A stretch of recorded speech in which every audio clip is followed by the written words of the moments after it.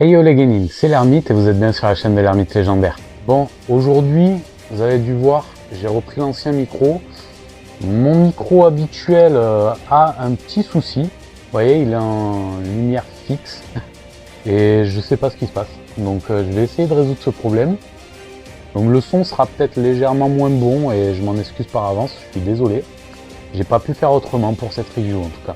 On va transiter désormais sur l'ouverture de ce chapitre 1111.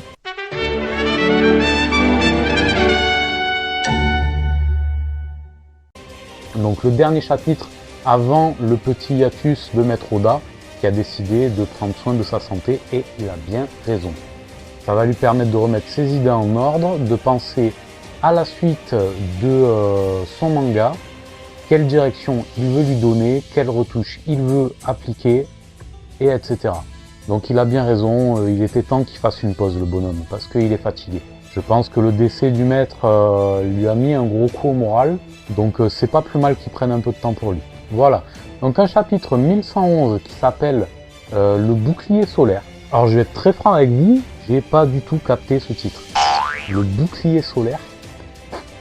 Honnêtement, j'ai relu le chapitre, j'arrive toujours pas à comprendre ce qu'il a voulu dire par là. Est-ce que c'est le bouclier qui est en train de protéger Punk Records, donc l'espèce de champ de force? Est-ce que c'est ça le bouclier solaire? Bon, il y a des chances en y réfléchissant. À un moment donné, on voit les géants qui protègent Luffy. Luffy étant un peu la réincarnation de Nika, Dieu Soleil. Est-ce que c'est ils ont fait office de bouclier? Voilà, c'est capillotracté, mais bon, ça peut être plein de trucs. Le plus probable resterait la barrière de protection qui entoure Punk Records, mais je vous avoue, j'en sais foutre rien. Alors pas du tout. C'est rare, hein, d'habitude, j'ai toujours, c'est très significatif les titres d'Oda, mais alors là, si vous avez des idées à ce sujet, ben, balancez un com et on en discute. Donc voilà, ça pourrait être également une mauvaise traduction, une métaphore ou tout un tas de choses. Donc on va passer à l'ouverture de ce chapitre. Donc ben, on a l'espèce de membre du Gorosei là, celui qui a la longue barbe, les longues veuches là, qui se transforme en ptérodactyle. Mais toujours est-il qu'il essaye de forcer le passage pour aller défoncer le bouclier, enfin le champ de force de Punk Records et pour essayer de mettre fin à la diffusion du message de Vegapunk. Bon, pour l'instant il réussit pas. On switch sur la fin du combat de Rob Lucci et de Zoro. Bon, on a un vainqueur, bien entendu, on avait vu lors du dernier chapitre que Zoro sortait vainqueur de ce combat, mais c'est pas aussi simple que ça, parce que le combat prend fin parce que Jinbei intervient, en disant t'as fini là, et il dit non, il est plus coriace que prévu, et au final, t'as Jinbei qui envoie bouler Lucci, Lucci perd sa forme éveillée, il est au bout du rouleau, et il lui dit bon, laisse tomber, Zoro a gagné de toute manière. Et il dit allez Zoro, on se casse, t'as gagné, on y va, pas besoin de le buter. Donc il le laisse comme ça, et le membre du Gorosei en ptérodactyle, là, il arrive et donc Lucci lui fait un rapport.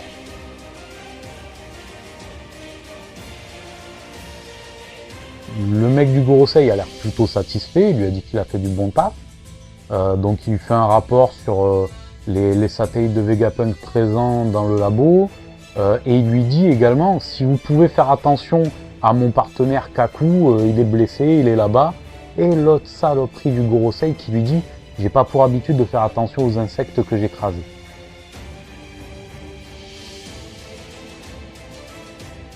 Vraiment pour le Gorosei, le commun des mortels, c'est des insectes, c'est des rien du tout, quoi. Donc bon, commence à me plaire de plus en plus, lui, hein, avec Saturn et compagnie, le Gorosei, vivement qu'il prenne une tannée, parce que, waouh, c'est des pourris. Nous switchons sur Dory et Brogy qui retrouvent Luffy, du coup, et qui lui disent, waouh, dis donc, chapeau de paille, t'as changé en 2 ans, hein, et au fait, d'où tu connais la forme d'un dieu d'Elbaf, toi?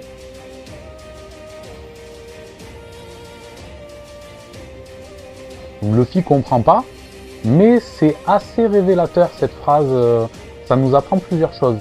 La première déjà, que Nika ou Joy Boy, appelons-le comme on veut, est un dieu d'Elbaf, un dieu vénéré par les géants d'Elbaf du moins. Ça nous apprend très probablement que Joy Boy était sûrement un géant, confirmant la théorie du chapeau qui est gardé à Marie-Joise, là, le chapeau géant, chapeau de paille géant. Donc ouais, il y a un bail comme ça. Et l'autre chose très intéressante, c'est qu'il lui dit l'un des dieux d'Elbaf. Sous-entendu, il y en aurait d'autres. Alors là, c'est des autoroutes de théorie. Là. Il y a la porte ouverte à tout et n'importe quoi. Est-ce que peut-être d'autres protagonistes de l'histoire pourraient être des réincarnations de dieux? Je pense notamment à Barbe Noire, Marshall Ditich, qui est très particulier, qui est censé représenter un petit peu l'opposé de Luffy. On l'a vu lors de sa première apparition sur Jaya. Ben voilà, Luffy aimait un truc, Barbe Noire n'aimait pas. Barbe Noire aimait un truc, Luffy n'aimait pas. C'était vraiment le jour et la nuit. Et c'est vraiment ce qu'ils sont censés représenter. Hitch, c'est les ténèbres, Luffy, c'est le soleil. C'est une opposition très, très manichéenne. Le bien, le mal, il y a une véritable dichotomie et... dichotomie. Donc voilà, non, c'est vraiment blanc et noir, quoi. Blanche? Oui, noir. Non. Je me dis que c'est pas pour rien que cette phrase a été lâchée et j'espère qu'on en saura vite plus. Donc ça enchaîne rapidement, hein. Nous avons un autre des membres du Gorosei, celui qui ressemble à une espèce de goré, là, une sorte de facochère, qui fonce sur Luffy. Les géants protègent Luffy de leur bouclier, d'où ce que je disais en début d'analyse, bouclier solaire. Ils utilisent leur bouclier pour protéger le dieu soleil. Est-ce que ça a à voir ou pas? En attendant, voilà, il le bloque, il envoie valdinguer à perpète, enfin, vraiment il est random lui. Saturne décide de s'en mêler et il lance des projectiles empoisonnés. Donc Luffy prévient les géants de faire attention. Il chope un espèce de cocotier là, et il le ronge comme si c'était un épi de maïs. Il le peint, il a des pouvoirs pétés en Nika, vraiment c'est n'importe quoi. Oda ne peut pas cacher ses influences cartoonesques. Il a toujours dit qu'il était très influencé par le cartoon. Et là on le voit une fois de plus. Hein. Il est en mode vraiment... je suis en train de peindre le truc, ça prend la forme d'une immense batte de baseball. Luffy, il fait un home run avec les projectiles et renvoie tout dans la cramouille des Gorosei.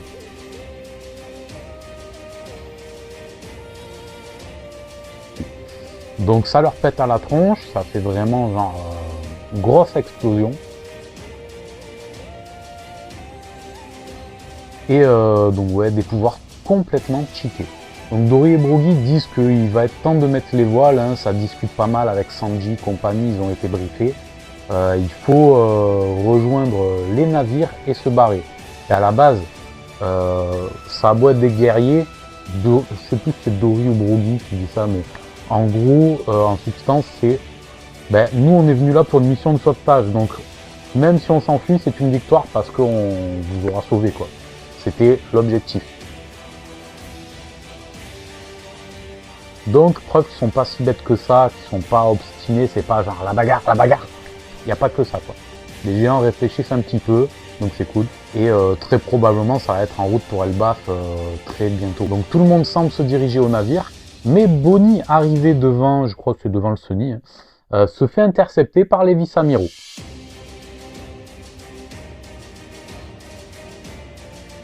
J'imagine que quand Luffy va se pointer à sa hauteur, elle va être en train de rétamer les vice-amiraux avec ses pouvoirs, en disant à Luffy bon, « c'est bien comme ça qu'on met une tatane !» Quelques chapitres avant, Luffy lui disait « je vais te montrer ce que c'est réellement qu'un coup de poing ». Il y aura sûrement un petit clin d'œil comme ça. Donc nous avons, pour clôturer ce chapitre, deux petits switches qui nous révèle que Kizaru est gravement blessé.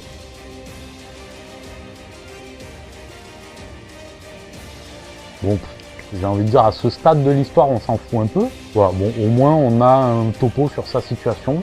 Il a vraiment pris cher, le pauvre Kizaru.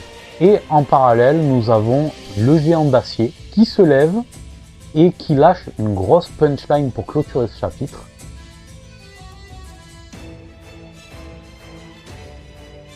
Pardonne-moi, Joy Boy.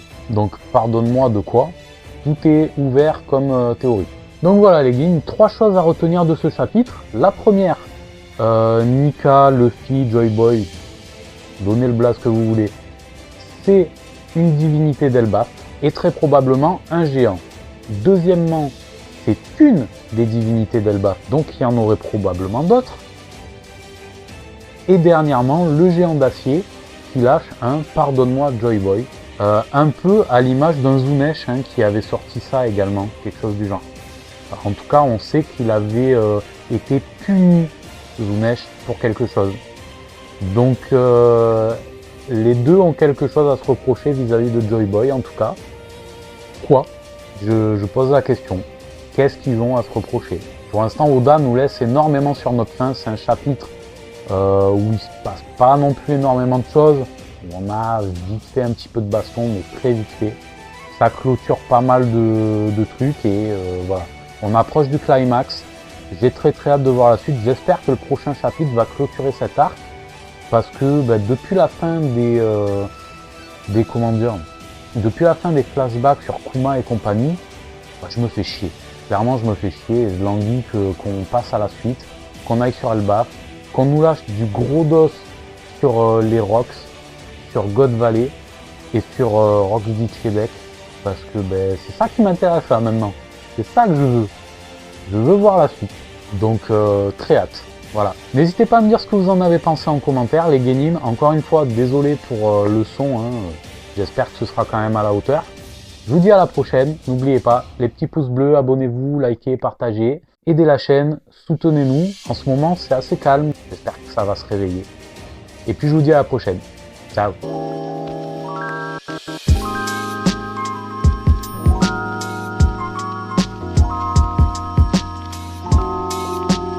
Tu t'es abonné? Tu t'es pas abonné? Abonne-toi!